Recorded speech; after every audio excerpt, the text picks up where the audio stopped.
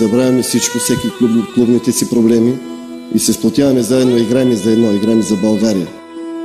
Поглеждам вратаря в кой ъгъл е. Затварям си очите и ритам.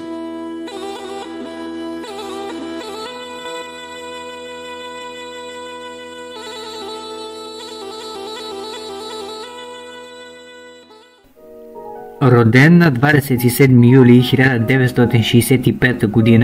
в село Горна Липница, Велико Търновско. Той започва своя футболен път в школата на Етър.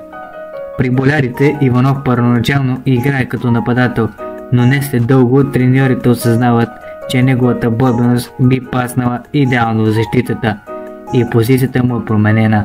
През 1983 г. само на 18 години прави своя дебют за великотърновци, а по-късно заедно с Красимир Балъков, Илиян Киряков, Бончо Генчев и Цанко Цветанов образуват един от най-силните отбори в историята на Етър. Качествата на защитника са забелязани от софийския ЦСК и през 1988 г. е привлечен от червените, а 2 години по-късно следва звезден трансфер в испанския Реал Бетис. С зелено-белият екип Туньо изиграва 59 мача и бележи 9 гола, като и до днес неговото име е символ на отдаденост и любов към андалусийският клуб. Трифон Иванов е част и от златното футболно поколение на България и взема част на Мондиал 94-98, както и на Евро 96. През 1995 г. след двугодишен престой в швейцарския Нюшател, Иванов преминава в редиците на Рапид Виена.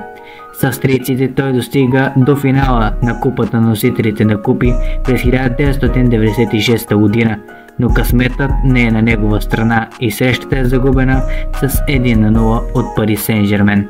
Железният защитник слага край на своята невероятна кариера през 2001 г., а едно от най-големите разочарования в нея може би остава неосъщественият трансфер в Барселона от 1993 г. Трифон Иванов приключва своя футболен път с 3 шампионски титли, 2 купи и една суперкупа на България, шампионска титла и купа на Австрия, както и бронзов медал от световното през 1994 г. Неговата непримиримост и безстрашие стават пословични не само в България, но и по света, а противниците му често са респектирани далеч преди да го срещнат на терена. Добре да насочи кълбота и го разсътли. Да, това е 1-0, това е гол за България.